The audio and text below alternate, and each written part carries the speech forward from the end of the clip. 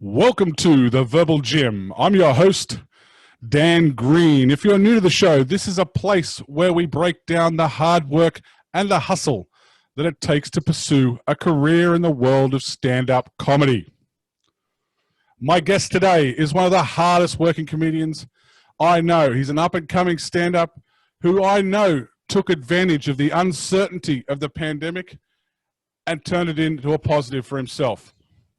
Scotty Cav, welcome to the Verbal Gym.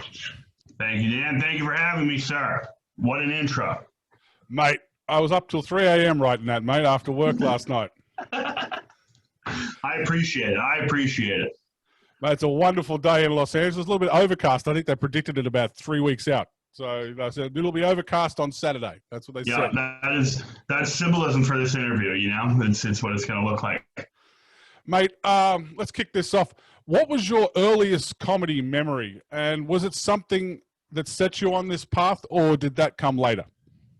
Sure. Well, in terms of like performing, probably even before that, back in the day, I got a cable package that let you watch all the Comedy Central presents like half hours for free. They would come out and then it was like on demand back when it started. I would just watch them, and then if I really thought someone was funny, I would bring my dad into it and be like, do you think this is funny? I used him as kind of like the level, and then it was a little connection there. I thought it was cool. I wanted to kind of explore it, but I was like 12, so I always wanted to try. And then finally in college, got the balls and had the opportunity to do improv and a little bit of stand-up and really enjoyed it. So kind of set me on the path there. So your old man was the sounding board. Yeah, and he's not like a funny guy by any means, but that was the judgment. That was like, if he thought something was funny, he would just be like, "That's funny," and I was like, "Oh, that means it's really funny." And then you kind of little connection there, I guess. And then it was cool to be known as like the goofy funny guy. It was a fun little trait, so went all in with it in school. I can relate. My dad was the pushing point for me to come out to LA and do comedy. He'd been pushing it on me for years. And he was kind of different. He was like, I saw this guy on TV. He's not funny. You could be better than him. Get out there and do this shit. And I'm like, all right, okay, cool. But he constantly will call me and go, I saw this stuff on TV the other day. You're better than that guy. Get going. And I'm like, thanks for the motivation, Dad. I don't know if I am better than that guy, but I'm working on it. Yeah, it sounds like your dad supported you, which is a little bit different than mine. No, I'm just kidding. My parents have been great. But, yeah, it was like a little connection, and then you just kind of go with it and keep riding it out. Mate, if you'd seen the string of jobs I had before comedian, you'd understand why they supported me, man. There's some jobs in there where my dad really couldn't be proud of what his son was doing. To be like, he said, he always used to tell me he was, but I'm like, really? I don't know. Sure. So what was the first lesson you learned on a stand-up stage? Probably, that's a good one. Probably maybe humility, in the sense that when you're in college, which was really when I started in like 2013, we weren't doing it like every night. We weren't doing it every week. There was a stand-up competition once a year at the university, and I did it, and I won, having never done stand-up before. So I thought I was like the best ever. You know, I was like, oh my God, one and done, dude. I'm the real deal. And then I was like, well, I should go to some open mics this summer. I went to school in New Hampshire, but I lived in Massachusetts. So I was like, let me go to Boston and just kind of bring my act, and just like, I'm going to be this hot 18-year-old that's crushing it. And just like immediately was eating the worst out of 30 open micers in like Boston or Manchester, New Hampshire. Like it was horrible. And I was like, you know that this act won the University of New Hampshire stand-up competition, right? You're aware of that? And like, just I was awful, and I couldn't get in anywhere because I wasn't 21. And then they'd let you in, but they wouldn't let your friends come in because they weren't 21. But you needed bringers to perform, so I would have no. It was like I went like 5 times. I was like, what is the point of this? So it just wasn't. Humility, I guess. It was like, wow, you need to get better if you're going to try and do this in LA or wherever. So I would say humility would be the first one. Hey, I want to jump forward a little bit now. I want to skip forward. We've started out where you started. I want to skip forward in time to the pandemic. And the pandemic happens, and you land a super cool 8-month gig. How the hell does your stint at the Magic Castle come about? Well, it's a little bit of luck for sure in that I had been working at the Comedy Store for an independent show for about a year and a half. I was running the sound, I was running the setup and breakdown, and in exchange for my work, the producer would let me have a little bit of stage time. And that was kind of like what all the stuff we do, whether it's bringers or working the sound bar just to get stage time. Her name's Tammy Jo. She's amazing. And when the pandemic happened and the store shut down, like she was like, well, I have to find a way to do something. And she hustled, and she literally built a stage in the middle of the Magic Castle's parking lot, and we did drive-in shows. So wow. We performed for cars for 8 months, and it was kind of the same deal. She's like, hey, I need help running this. I'll trade you for stage time. And so it was like, yep, I'll do it. So every Saturday, or at the beginning, we were doing like 3 shows a weekend. We were literally setting up the stage, like running cords, running lights, checking people in with their cars, giving them clappers. And then it was like, all right, you did all that. Here's 8 minutes, go do it. So it was a great experience. And it's just one of those things that like I kind of lucked into doing it, but I also had to do all that extra work to get on stage. But of course it's a yes. Yeah, I'll do that. So for 8 months was getting to perform, and it wasn't to real people. It was a new challenge doing it to cars, but right. A lot of people weren't doing anything. So I'll take it. Yeah, I remember the Magic Castle was pretty much the forefront of coming out and doing something outside in LA during the pandemic. They were before all these other shows. They were the first guys to kind of kick that off. Mm-hmm. Yeah, no, I think that's an awesome lesson to anybody coming through. Sometimes, most of the time, you have to do the grunt work to get the spot. Yep. And that's how it comes through. You just being funny ain't gonna. If you want to break through, just being funny ain't gonna do it. You're gonna be prepared to do a bit of free work, for sure, to get that. But man, I was so impressed. I was like, hang on a minute, I know that guy who's up there hanging out with these super duper comics. I'm like, wow, it was impressive, dude. Oh, I appreciate that. It was such a crazy experience to be like under the stage plugging in lights, and then an hour later you're performing for like 400 people in 100 cars. You know, it was crazy. Crazy. So basically, do you get PTSD now in the street when you get honked in traffic? Do you take a bow in traffic when you get honked? You couldn't honk because it was in a residential neighborhood. So there was no honking allowed. You could flash your lights, or we gave out little clapper things that people could clap. Well, that's actually better. I mean, I've seen some of the ones where you honk and you can't hear shit when people are honking.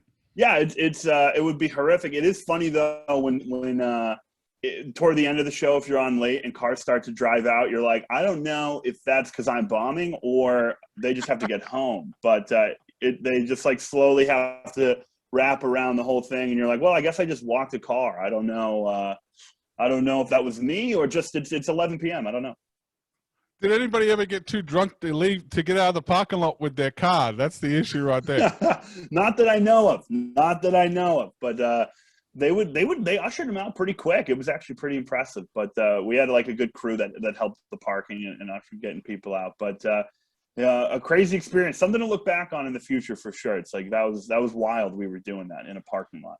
So during that Magic Castle run, you worked with some superstar comics, people like Bill Burr, Eliza, Doug Benson. Did you pick up any tips or nuances from the big guns while you're watching these guys do comedy? Yeah, 100%. I mean, just kind of from afar, you're watching these people perform, and I'm performing like 8 minutes, right? And I'm doing 8 minutes that I know works because I'm lower level and I want to impress people, and I'm not really in a place where I can necessarily try out new material on a big show like this. So I'm like, I keep doing the same 8 minutes and maybe rotated in a few new things over 8 months, which don't know, but I kind of had to do it. And you're watching Eliza come up every week doing like 15 to 20 minutes, and like 10 of it's new every week, and it's like polished. And I don't think it's going to be her final product every time, but she's like so good, and like clearly was just like writing all week and practicing and just going up and like delivering really funny stuff. And you're like, this is new from last week. Oh, I remember that bit, but this bit's, and she's just how quickly they can churn out material that obviously they're still testing out, but is still very good, even in its newest form. It's like, oh, I gotta write more, man. I gotta be better. I gotta do more. It's just impressive to watch, and then everyone's different kind of strategy and everything. It was just very lucky just to be there watching it every week for sure. I think I've speaking to a lot of comics now since we've started the Verbal Gym. I think that next level is where people lose the fear of failure. I think at our level going forward right now, because opportunities are so slim, you almost have to, it's hard to do that new stuff because you're risking an opportunity and you're risking a chance to just be like, well, if I bomb an opportunity, there isn't going to be a second one. But if you're a pro and you bomb, well, that sucks, but you're going to get called back next week. They're going to get, because it's just not going to happen twice. Yeah.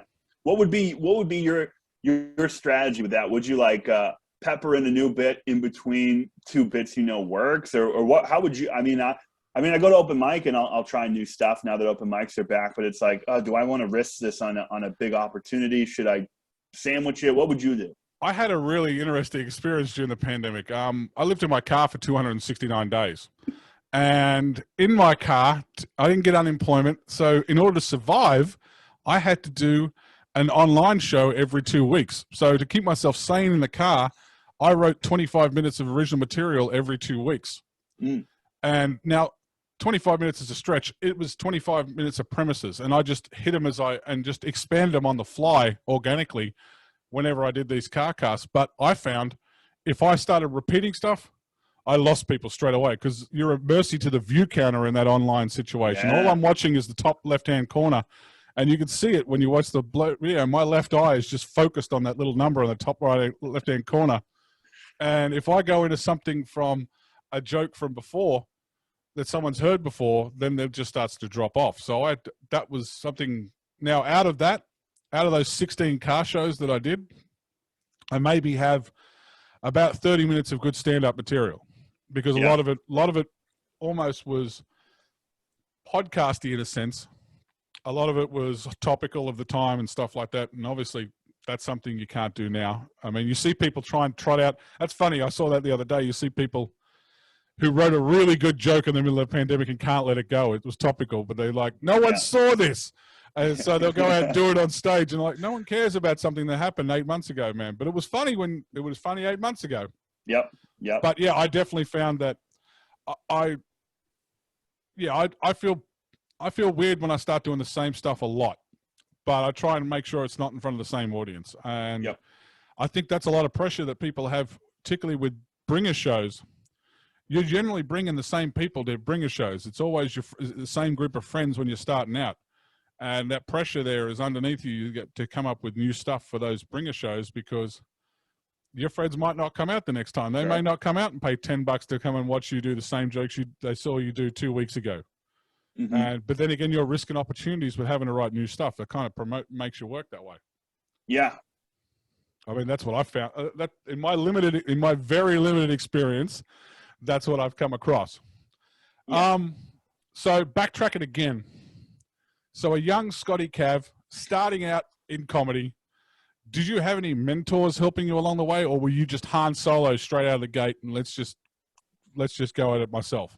Well, not like direct mentors, but I would say I would put the amount of like podcasts or books or videos I watched of professional comedians that I respected at every level. I would put it up against, like, especially when I was like 18 or 19, that's all I did was listen to WTF podcast with Mark Maron when there was a stand-up on there, or just like hours of content about how people grind away and made it, and just read so many books like Sick in the Head by Judd Apatow. Just so indirect mentors through that, and just trying to do that and embody different strategies that those people have.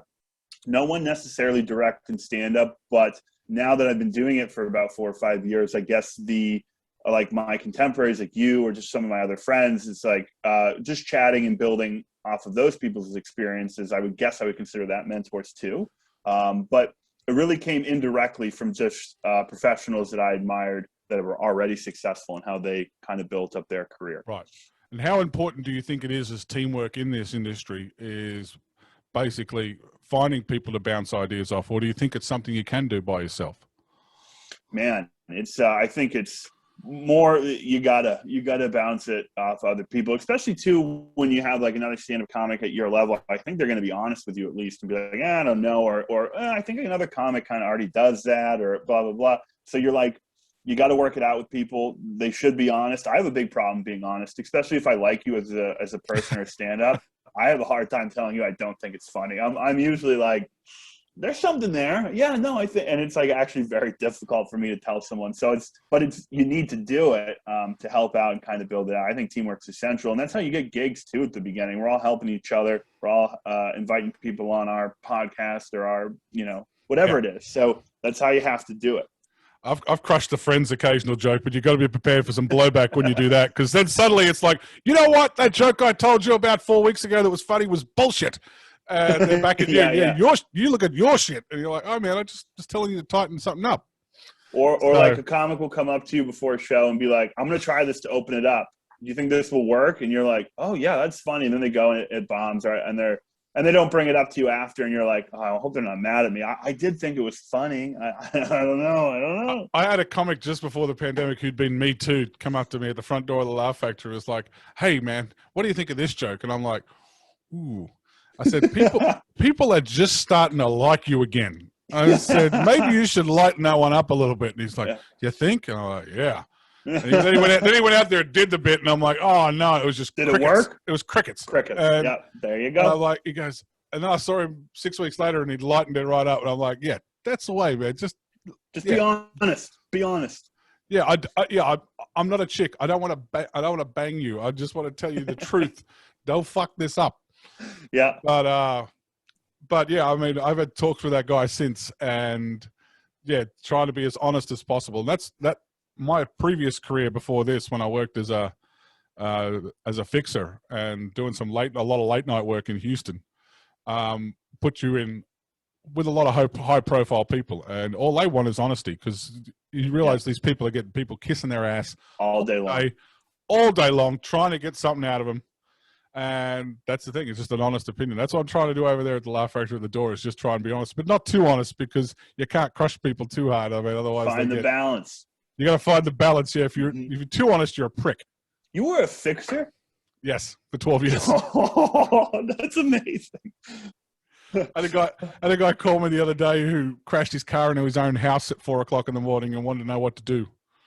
And I said, simple, get off the phone and turn your lights off and call me again in a day and a half.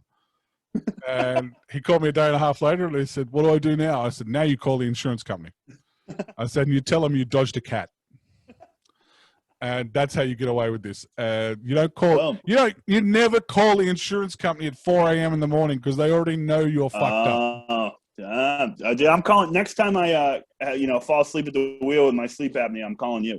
Oh yeah, man. I put out fires between 1 and 7 a.m. for 12 years straight, man, for the right amount of money. Oh my God.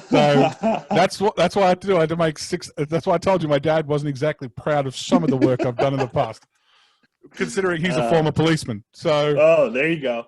Yeah, he's a career policeman, and he's kind of help people dodge them.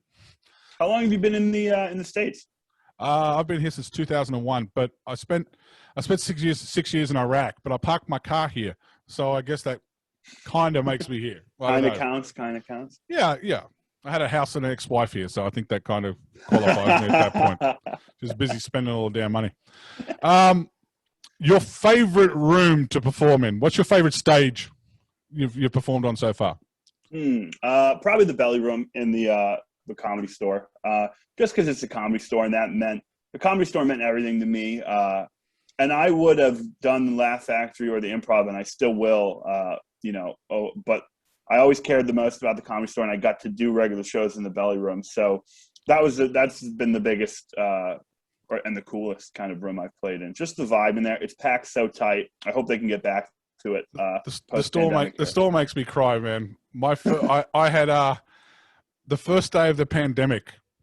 I had You booked you had your show. my first show in the original room at 7:30 on a Friday night, and it got cancelled. Oh my God. Oh, You had people coming in from Australia. I remember. I had people coming in from everywhere for that, and it just firstly, I got bumped by Nikki Glazer. They took her show from the main room into the original room, and then I was like, so then I ended up going to work instead because I was going to take the night off work. And so now I'm depressed, I'm pissed off, and I'm standing in front of the Laugh Factory. And then I find out the whole thing's shut down. And I'm just like, just talk about a lion with a thorn stuck in his paw. I'm just sitting there just burring all night. Well, that's your favorite room. What's the worst gig you've ever done? Worst gig I ever did.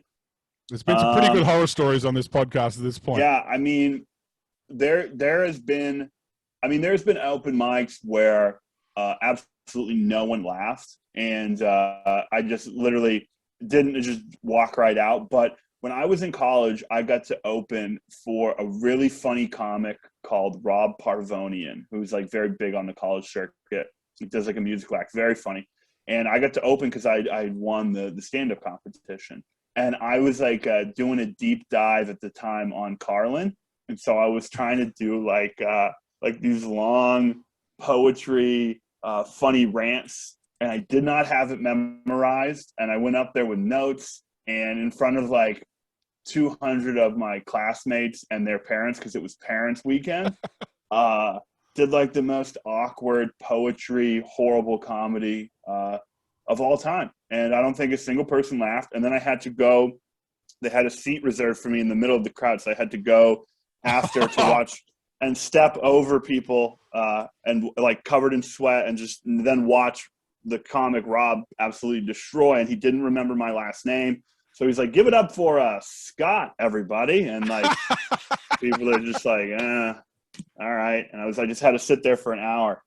It was that was the worst. I think it ever went. Because they were like, you can do 15 to 20 minutes if you want. I'd done stand-up like 2 times. And they're like, and please try and write new material because, you know, a lot of the same people that came to the stand-up competition are going to come to this show. And at the time I was like, they have no idea how hard that is to do. But also I was like, I guess I'll have to try. And it was, it was pretty horrific. Yeah. Doing like slam poetry. It was like the weirdest thing that I've ever turned done. into performance art. Yeah, it was very bad. I'm like cringing thinking about it. Like it was like this poem about your first couple weeks in school as a college student, and like, oh God, it was bad. I saw a set one night at the Laugh Factory, funnily enough, where a comic had gone up as a cold opener and bombed so hard that it was on Chocolate Sundays. He bombed so hard that the host got up there and redid his entire 5 minutes back to him. He'd memorized it and retold all this guy's jokes and crushed. And told it better. Told it better in front of him. And I'm standing next to the guy. I said, you can leave at any time, man. You don't have to fucking hang out for this shit. This is brutal. It was just like knives coming out. The guy gets on stage and goes, this guy's been begging me for 3 years to come on the show. And you come out here with this lame ass shit. This is how it should have sounded. And just went back and did the whole bloody set. Has the guy been back since? No, never seen the guy ever again. And that was the end of his comedy career. I think it finished right there. I think that's when you just go, you know what? I'd really need to go back and work for Allstate at this point. You're like, that's going to be the end of that. Mate, with your material, do you get your material from life experiences or are you more of a joke writer? Oh, definitely life experiences. I'm trying to become more of a joke writer, but I've been so bad and lazy about just sitting down and writing pure jokes. I'm trying to get better at it. I'm like strategizing about it. But more so like anything I've ever done that I think is a bit that's truly funny has been just based in a life experience and then gets extrapolated, or I talk it out on a walk or in the shower or whatever, and just hone it in by doing sets. So I'm trying to become more of a pure joke writer and add it in, but definitely life experience, which has been tough to write anything during the pandemic when you can't do anything. So it's been a weird kind of in between, but certainly life experience. Yeah, I found myself definitely as a life experience comic. I find when I try and write jokes, people could tell I'm bullshitting. Mm-hmm. And it doesn't come across as genuine. Even though I can tell you right now, my life experiences may sound like big fish stories sometimes because they're fucking insane, some of the shit I've seen. But it's still believable because people can tell. I think people can tell whether or not something you're telling a story that actually happened to you. Yeah, and it's funny. I watch other comics try and write a story that didn't exist, and you see them get caught not selling it correctly, not selling it like it happened. You know what I mean? You can tell when someone doesn't believe in something.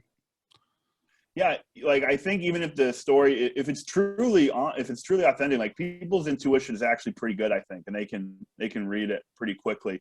And I've definitely told stories that are completely made up and just try and make them funny, and it'll like work once or twice, and then it kind of, I mean, maybe people get laughs, but I think people can tell, and then also like you just don't want to, like in your heart, you just don't want to do it if there isn't like some root of honesty in it. No, I think we have a saying in Australia. It's called "Never let the truth get in the way of a good yarn." And if you have to put a little extra on something, you know what? I'll make that. I'll find myself doing is combining two stories together, and be like, rightio, I'll take the truth from two stories and put them on top of each other, and be like, rightio, let's combo this thing up and make it huge, make it the biggest big fish story you've ever seen. But what I have found is, from a storytelling point of view, if it actually happened, you never forget it. And I remember one of my first mics I went to, my set list was written on the back of a losing lottery ticket. It was 5 words. And those 5 words were 5 stories. Yeah. And two guys got up before me and bombed it, had notepads worth of shit. And we're just reading word for word. And they said, how do you remember all that? And I said, where's your set list? I said, right here. And they said, it's 4 words, dude. And I'm like, yeah, it all happened. It's all true. It may come out differently every time I do it, just a little bit. But the core of what I'm trying to do is going to be the same every time. Yeah, I'm horrible about writing stuff down just in general. But because they're more storytelling, you don't necessarily have to as much. But I'm definitely trying to build up more of the write down and more of the jokes. But whenever I tell like a written out joke, like a one-liner or something, it just seems – it comes out hacky, and the laughs are usually like, like they can tell even if it's clever that it's like seems hacky, but I'll work on it, keep getting better at it. I definitely want to pepper them in and just kind of be better at it. I think that's a call right there. If you hear that 1 laugh or 2 laughs, you know you did bad. That's the laugh you don't want. If you hear someone go ha ha or ha, you're like, oh fuck. Yep. But no, with the whole storytelling thing. I mean, one thing I found out from the beginning is what I've been doing to all my stuff is memories in my head. And what I've been using, just as a tip for some people, I use a thing called random word generator. And there's plenty of apps on the internet with them. You just hit a button and it just gives you 20 words. And it's almost like what they call a improv mic, where they just throw suggestions at you. And I'll scan these 20 words, and eventually a memory will flick. Usually it takes about 3 or 4 screens, and then I'll see, fire truck. Oh, it was that time I almost got hit by a fire truck. Okay, now I've got a story. Because I'm getting old, and I'm 44. I've drank way too much in my life. My head's a bit mushy, and I need something that'll trigger these memories to come out. And that seems to work. That seems to work for me anyway. Good. I like that too, because I feel like I'm. It's a bad mental place to think, especially when you're trying to be creative. But it's like I haven't done anything in my life that's that exciting. But it's like sometimes in the boredom or the normalcy is when some of the best humor and relatability come out too. So it's like I got to embrace whatever it is and just find a way. So the generator's good, or so I like that. Maybe I'll steal that. Oh, feel free, man. They're out there. They're good. They're good tools. So we've seen the worst stand-up stage. What's the weirdest thing you've seen someone do on a stand-up stage or done yourself? Oh man, that's good. I think it's funny. I've been lucky to see a bunch of like really good comics, but when a more old school comic comes up and whether or not they get the applause just based on the name or maybe people kind of in the crowd are like, oh, I should know that person. They seem like a celebrity. And then the comic is still doing like the jokes they were doing in like the 80s or 90s. And they're just like, they're just not relevant. And it's just like, Man, did no one? It kind of goes back to what we were talking about before. But did you just have a yes man around you? Did anyone tell you that these jokes about like OJ and Monica Lewinsky, like I don't, they're just not going to hold up, man. You gotta, and then they just do it, and then they get like mad at the crowd, and it's just like, oh, this is awkward. This is hard to watch. It's like a legend up there just eating it. I watched someone do a multitude of sets over a weekend once. It was Michael Rappaport.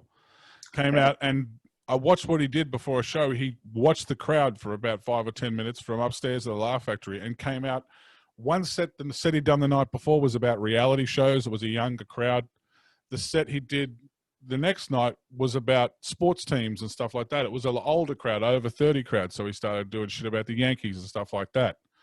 And you could tell he was playing to the demographic. He'd gone and had a look and seen what was in the crowd beforehand, and rather than just turn up 2 minutes before and walk out of the car and go straight on stage, he'd had a look at what was going on beforehand to make sure he was able to appeal to the crowd, because obviously the second night crowd weren't going to give a shit about the Real Housewives of Atlanta. Yeah. But the crowd the night before were right into that kind of thing, loved that shit, and vice versa. Is that something you're able to? Well, obviously hard to do at the Magic Asphalt because you can't see who you're looking at.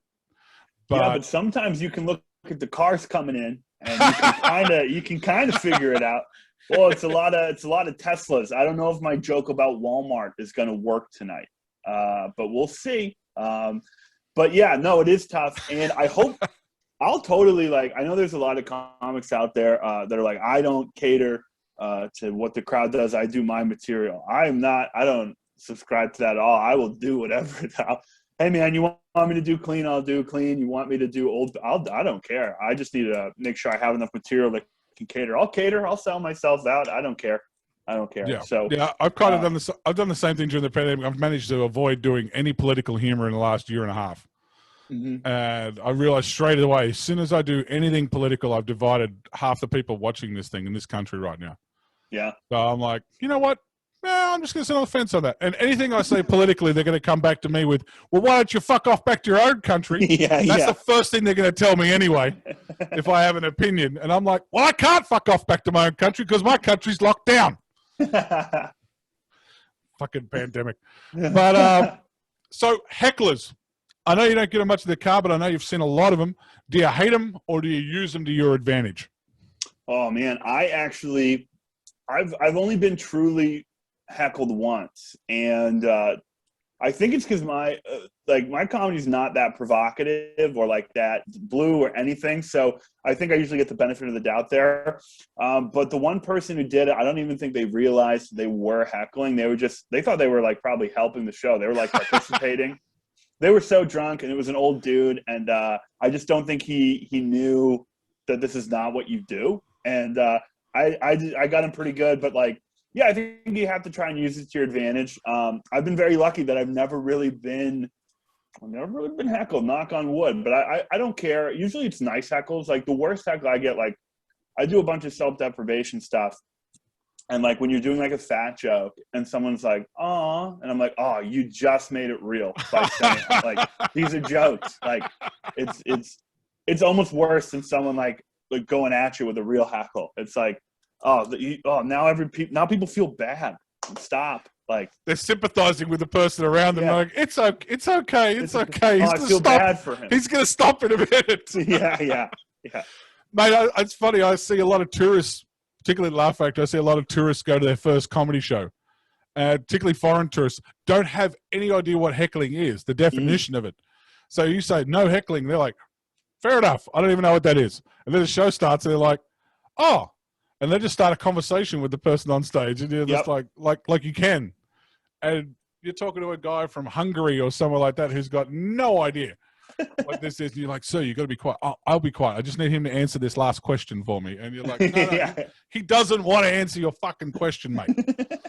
Do you have to go through? Do you kick people out? Or are you more security at the door? I come inside if we have someone, a problem person or something like that, but I'm very direct. I haven't had, usually my size and the way I project, I usually just stick my head down the road, look at the guy and say, no more. Yeah, and it works. And they look at me and go, oh. But then you get the person who's hell bent on getting thrown out. Once their 15 seconds of fame, usually has another friend in the audience ready to film them getting thrown out of a comedy club. Oh yeah. Those guys are really easy. But see, I'm a little smarter. I've been doing this for dealing with drunk people for about 2 years. 20 years. I'll take that person and be like, hey, come with me for a minute, man. I want to give you a free round. I see the way you've been treated by the comic. It's awful. Let me get you some free drinks. Come with me. I'm going to take you to the bar and we're going to get you a couple of free shots. No worries. Now we're at the back of the room. Straight to the door, sir. Yeah. Now that 10 seconds of fame, you don't get it because I took you out of your chair. Yeah. I lied. I lie all damn day. I lie like a son of a bitch. Oh, let me give you I've got a VIP package for you. I want to get you to our VIP box upstairs. The view down here is horrible and the audience doesn't like you. I want to get you in a better position. Boom, back of the room. See you later. Yeah. I used to do it in nightclubs all the time. I'd be like, I can't hear anything right now. I want to hear your complaint. Come over here for a minute. And we get close to the fire escape. And then I'm just like, wham, just a good hip and shoulder. And we're straight out the side door. Brilliant. No one even noticed it happened, mate. But dude, at that Magic Castle show, we did like a couple weeks and it's just like, oh, this is going great. And then you realize you're outside in Hollywood on Franklin Ave, and we had a homeless person who would not leave, and you're just like, oh yeah, this can happen. What do you do? And it was handled pretty well. It was literally just my buddy Brian just going, hey man, they're gonna call the cops if you don't leave. Just a lie. We're gonna call the cops if you don't leave, and it just got him to go. But you're like, whoa, I kind of forget that like heckling can happen when you're outside on a stage. And dude, I stood in front of a nightclub in Houston for 3 years with an earpiece in my ear with no radio attached to the end of it. That's genius. People are just finding out about that now. I've said it a few times online. They're like, excuse me? And I'm like, yeah. People would come up and just look all kinds of fucked up. And I'd be like, you know what? Let me check with my boss. And I'd get there and I'd go, yeah, they're out the front right now, mate. Oh, I know it's a little bit out of dress code, but they're good people. They're good people. I can't. Oh, I'm sorry. Okay. I put back on. Yeah, I'm sorry, folks. I mean, I talked to my boss, and they're like, they'll walk away going, "Hey, man, you tried," and I'm like, "Yeah." You're a hero. Yeah, basically, man. I'm like, I'm just trying not to get stabbed. Right. So, I mean, I did that for about 3 years like that. And people are just like, there was nobody at the other end. My boss is like, "Why do people think I'm a massive douchebag?" I went, "Well, because I keep telling people you are." So what is the best experience of your stand-up career to this point, man? Is there one night which stands out?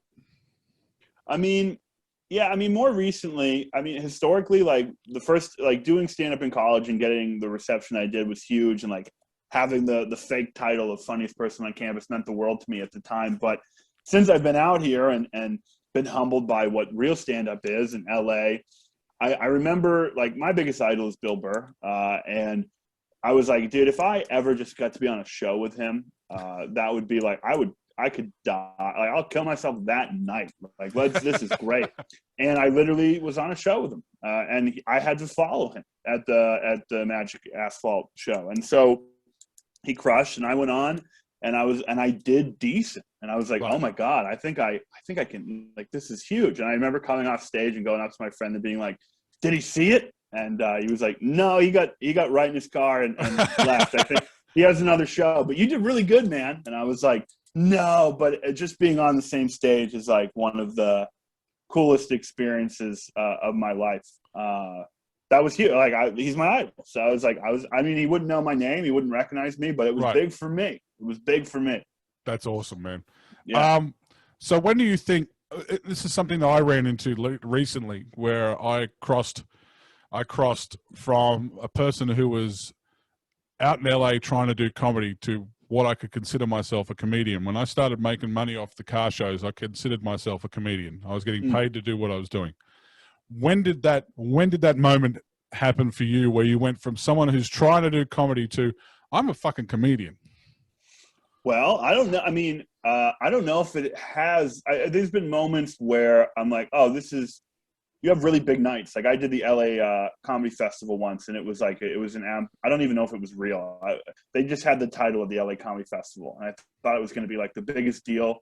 I made business cards, and then it was like an absolute shit show. It was like the worst run thing I've ever seen. And I was supposed to go on at like 8 p.m. and I went on at like, I don't know, like 11:30. It was horrible. And there was like 20 people in this giant auditorium and everyone was bombing. And I went out and was just like, I made a joke. I was like, the LA Comedy Festival, more like open mic night. And like, it worked. And I was like, everyone didn't want to be there. And I was like, I made business cards for this. And everyone just started laughing. And it was the first time I just like improv a set and just trashed the actual thing, which is exhilarating, but you're nervous because they put you on, they liked you, and they're trying. So I felt a little bit bad, but it was just like, no, I'm going for it.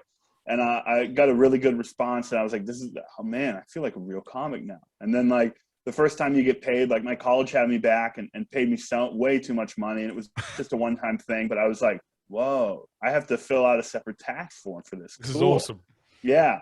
But truthfully, I don't know if I think when I can do it full time, and it's my one source of income, I think that's when I'll really think that I'm truly a comic. Now, people tell you all the time, they're like, no, the first time you do an open mic, you're a real comic. And I'm like, no. I don't think so about that. No. I think you're trying it out. I know for my first 120 open mics, I certainly was not a comedian. I was just up there. I was just this banger up there trying to knock shit out. Exactly. So I think when I'm truly doing it as my one source of income, even if I'm not making a lot of money, it would be totally fine, and I'll consider that. So I don't know if I'm there yet. I don't know, but hopefully soon. Yeah, well, that's a really really cool way of looking at it, man. So Scotty, where can people find your comedy, mate? Yeah, I mean, I'm as things are ramping back up, I'm doing more and more shows around LA, and I always post it on Instagrams at Scotty Cav Comedy.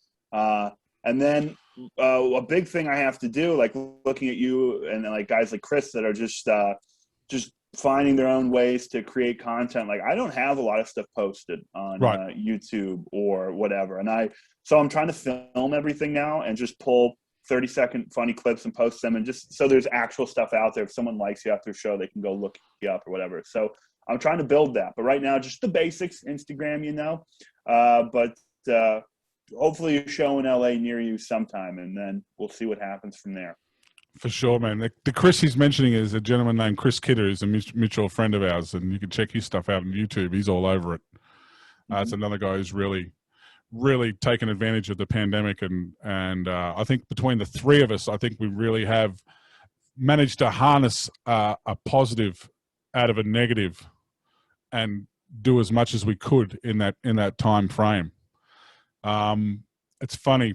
I heard an open micer, and I'm trying to give the credit to the open micer who made the joke. I've forgotten his fucking name right now, which sucks, but he said he had a pretty good pandemic as well. And he said it's like, this is his joke, not mine. He said it was like being the guy who won the Boston Marathon the year it got bombed. And he said, I had a pretty good day, but everybody else had a shit one.